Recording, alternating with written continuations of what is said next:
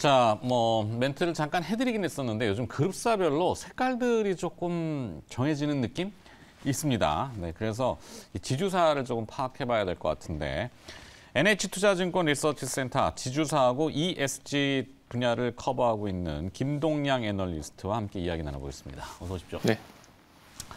자, SK 먼저 들여다보겠습니다. 상반기 실적만으로는 역대 최대 연간 영업이익 경신. 배경은 어디에 있었는지, 그리고 하반기에도 실적 개선 기대감은 이어질 수 있을지. 예, 상반기 실적 말씀하신 대로 좋았고요. 특히 2분기 영업이익이 사상 최대 분기 영업이익을 경신을 했습니다. 가장 큰 배경은 그 자회사인 SK 이노베이션의 어닝 서프라이즈였고요. 그게 할 수 있었던 거는 정제 마진이 워낙에 좋았었고, 그리고 재고평가이익, 정유사들의 재고평가이익이 좀 크게 나왔기 때문인데요. 이게 하반기에 이 정도 수준으로 이어지기는 쉽지 않을 거라고 보고 있고요. 또 한 가지는 비상장인 발전자회사 SK ENS도 실적이 굉장히 좋았습니다. 1분기에는 더 좋았지만 2분기에도 상당히 좋은 흐름을 이어가서 상반기에만 영업이익이 1조 1,000억 원을 이제 시현을 했습니다. 그런데 아시는 것처럼 이제 전력 그 비용 부담이 워낙에 커지다 보니까 정부에서 그 S&P 개통한계 가격이라고 그러죠. 이거에 대한 상한선을 정하기로 했죠. 그래서 이런 부분들, 그리고 또 어차피 최대 성수기 1분기를 지나면 2, 3, 4분기는 이제 비수기로 들어가는 시즌이기 때문에 하반기에 ENS도 그만큼의 실적을 내기는 어려울 겁니다. 그렇다고 나쁜 건 아니고요. 특히나 비상장, 그러니까 지주회사 입장에서 보면은 비상장사들이 좋은 게 훨씬 더 이제 주가라든가 좋을 때요. SK ENS, 실트론, 팜테코 연간으로 봤을 때는 지속적으로 성장을 하고 있습니다. 또 그룹적으로 봤을 때에도 재작년에 얘기했던 수소, 반도체 소재, 바이오, 또 이제 디지털 이렇게 4대 축으로 성장하겠다. 투자 계속 진행하고 있는 것도 긍정적이고요. 또 한 가지 포인트는 수급적인 측면입니다. 3월 달 주총에서 중장기 자사주 매입 계획을 발표를 했었죠. 2025년까지 매년 1% 이상. 아직 실행을 안 했어요.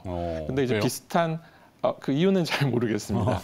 근데 여전히 유효하고요. 비슷한 LG의 케이스를 보면 지난 3달 동안의 자사주를 이제 1% 가까이 사면서 주가가 시장 수익률을 상회하는 모습을 보였거든요. 지금 올해 몇 달 안 남았습니다. 그래서 이런 수급적인 측면도 SK한테는 상당히 긍정적인 이슈가 될 수 있다라고 생각을 합니다. 네. 지주사들이 요즘 너무 또 조용해요. 물론 시장의 영향이긴 한데,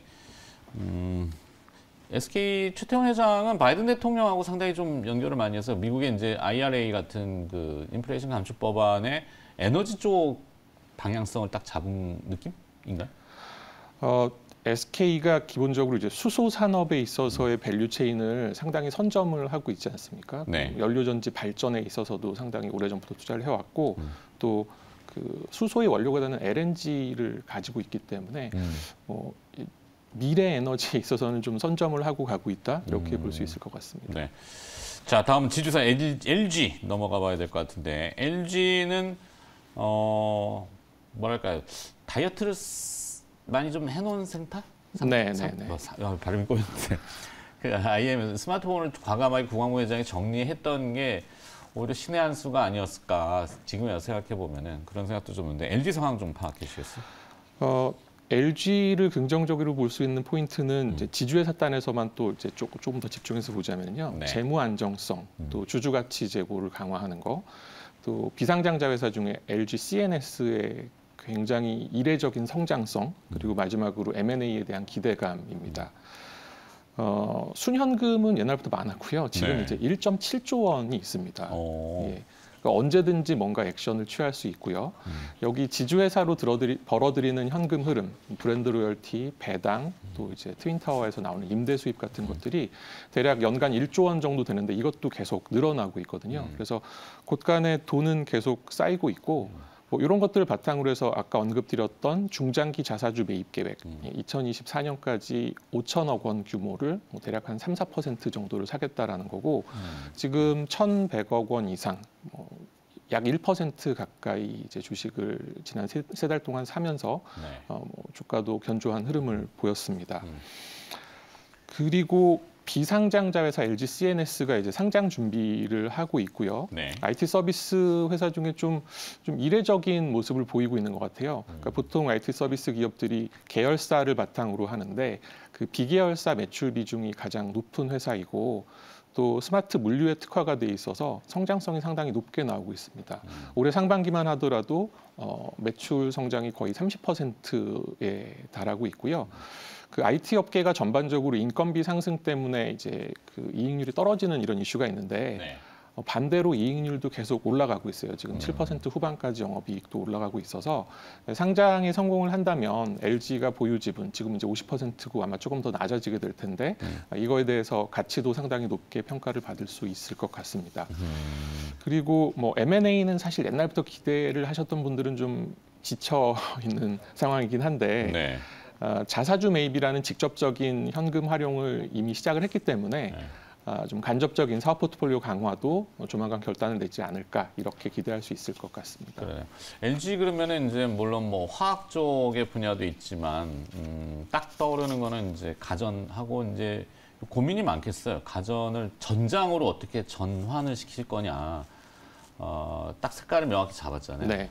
오늘 이제 뭐 개별 기업이긴 합니다만 61 CNS라는 그 이제 전장의 커버 글래스, 그러니까 이게 LG 반개하고 연관성이 있는 기업으로 알고 있는데 LG가 과연 어떻게 또 갈지 제 얘기였습니다. 네.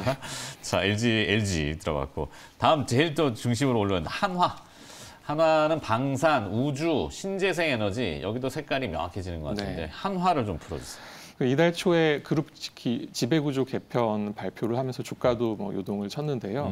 큰 그림으로 보자면 한화 에어로스페이스가 그룹에 나눠져 있었던 방산을 다 모아서 하겠다. 네. 그리고 그거에 대한 반대급부로 지주회사 격인 맨 위에 있는 주한화에서 방산을 에어로스페이스한테 주고 에어로스페이스로부터 정밀기계를 가지고 오는 그리고 한화는 또 밑에 100% 자회사로 있던 한화건설을 합병해서 이제 자체 사업으로 편입하는 그러니까 그런 변화가 있게 됐고요.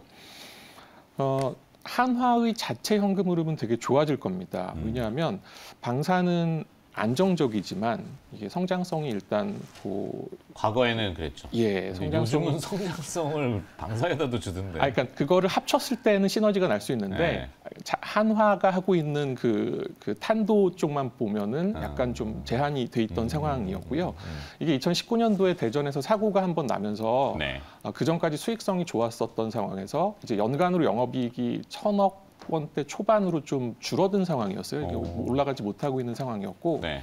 마침 한화건설은 대형 프로젝트 수주를 많이 해서 이게 매출화가 되면서 연간 한 3,000억 원 정도의 영업이익이 나오는 시점이 됐고요. 또 정밀기계도 뭐 한 200~300억 원 정도의 영업이익이 나올 수 있기 때문에 1,000억 원 정도 빠지고 3,000억 원 이상이 들어온다. 현금 흐름이 좋아지고요. 그걸 바탕으로 해서 소재 사업에 집중 투자를 하겠다. 그래서 성장성을 높이겠다라는 겁니다. 친환경 쪽 그리고 고부가 사업 쪽으로 좀 소재 사업의 방향을 정해서 이전까지 방산 소재 기계 사업을 해왔다면 앞으로는 이제 건설 소재 기계를 좀 더 성장성을 높여가겠다. 이런 그림이고요. 그 에어로스페이스가 이제 뭐 이미 주가가 많이 오르기도 했습니다만은 네. 그 방산의 시너지를 통해서 중장기적으로 성장성을 높여간다면 한화가 지분을 가지고 있기 때문에 결국은 순자산 가치가 올라가는 효과가 있을 거고요. 또 한 가지는 한화건설인데 이제 이익이 좀 많이 나오기 때문에 시장에서 관심을 더 가지게 될 것 같습니다. 그런데 네. 만약에 이 한화건설을 합병을 하지 않고 상장을 한다면 한화건설로서는 좋을 수 있지만 여태까지 경험했던 것처럼 시장가보다 상당히 할인된 가치를 한화가 가져갈 수밖에 없고 또 한화건설 때문에 한화를 들고 있었던 투자자들이 이탈할 수도 있었는데 이제 합병을 했기 때문에 사실 상장은 안 한다고 봐야겠죠. 그러니까 그런 측면에서는 이런 앞으로 올 수 있는 리스크도 사전에 예방을 했다 이렇게 볼 수 있고요. 그 주가가 많이 올랐습니다만 지난 한 달 동안 한 30% 정도 올랐죠. 그런데 자회사들인 그 솔루션하고 에어로스페이스는 뭐 시황을 타고 더 많이 올랐죠. 50% 네. 이상 올라서 지금 뭐 밸류에이션 측면에서는 크게 부담이 없는 상황입니다. 한화 뭐 아시는 분들은 예전 분들은 다 한국화약으로 다 알고 계시니까 네. 방산의 특장점이 있는 자, 이번에 또 이번 정권 색채라고 하는 표현은 제가 좀 쓰기가 껄끄럽긴 한데 두산그룹주가 가장 수혜가 되지 않을까 싶긴 한데 예. 두산 볼까요? 두산. 네. 예, 뭐 두산이- 연구원이 그런 예. 얘기하기는 좀 그러실 것 같고. 네. 뭐 구조조정 아시는 것처럼 연초에 다 끝났습니다. 그래서 이제 그 재무구조 개선 약정 졸업을 했고요. 이제 미니 그룹으로 다시 나면서 차세대 에너지, 기계, 반도체 이걸 이제 그룹의 세 개 사업 축으로 확산을 시킬 예정이고요. 아마 이제 말씀하신 게 원자력 네, 네, 쪽이죠. 네. 두산 에너빌리티. 근데 이게 사실은 정권 측면이라기보다는 세계적인 추세인 것 같습니다. 아, 그러니까 ESG에 대한 강조를 뭐 기업 측면, 투자 측면에서 워낙에 강조를 하다 보니까 이게 부메랑이 되어서 이 원자력의 중요성이 지금 다시 올라오고 있는 거죠. 지난달에 EU 텍서노미가 녹색 사업 분류 체계에도 원자력과 LNG를 다시 집어넣기로 해서 우리나라 그 K 텍서노미에도 원자력은 빠져 있었는데 아마 추가가 될 가능성이 상당히 높고요. 뭐 결국은 신재생으로 가야겠지만 브릿지 측면에서 전환하기 위해서 원자력이 필요하다라는 측면 그리고 뭐 기술을 가지고 있고 레퍼런스를 가지고 있는 두산 에너빌리티 그리고 SMR에 대한 투자 진행 상황 이런 것들 때문에 두산그룹 전반적으로 관심을 좀 갖게 되지 않을까 이렇게 보고 있습니다. 네. 박경만 회장이 초대 총리 하마평에 올라서 그래서 제가 좀 예. 이 두산이 어떻게 될나. 자, 하여튼 정리 좀 해야 될 것 같습니다. 자, 뭐 종합 상사까지 가고 가면 시간이 좀 그럴 것 같고 이런 기업들들 가운데 좀 관심을 가져볼 만한 기업들이 무엇이 좀 선택이 되는지 선택지가 좀 필요한데 또. 그러니까 지금 ESG 관련된 이런 그 결과물들이 석탄, 그러니까 화석 에너지라든가 원자력에 대한 강조를 굉장히 할 수밖에 없고요. LX 인터내셔널은 뭐 많이 언급은 못 드렸습니다만은 그렇죠. 실적이 워낙에 좋아요. 좀 욕은 먹었지만 석탄으로 돈을 너무 많이 벌고 있어서 네. 뭐 PER 4배, 배당 수익률 8%, 안정적으로 변모하는 모습을 보일 거고요. 언급드렸던 LG나 한화, SK도 다 쌉니다. 그래서 다운사이드 리스크 크지 않고 조금 견디시면 빛을 더 보지 않을까 이렇게 생각을 합니다. 그러게요. 대형주 조정받으면 사라고 하는 거는 이제 시장 얘기니까 그런 얘기도 왕왕 들려서 지주사 한번 다시 점검해봤고요. 색채별로 잠깐 이렇게 조금 구분이 되는 것이 흥미로웠습니다. NH투자증권 리서치센터 지주사, 그다음에 ESG를 커버하고 있는 김동양 애널리스트였네요. 고맙습니다. 네, 감사합니다.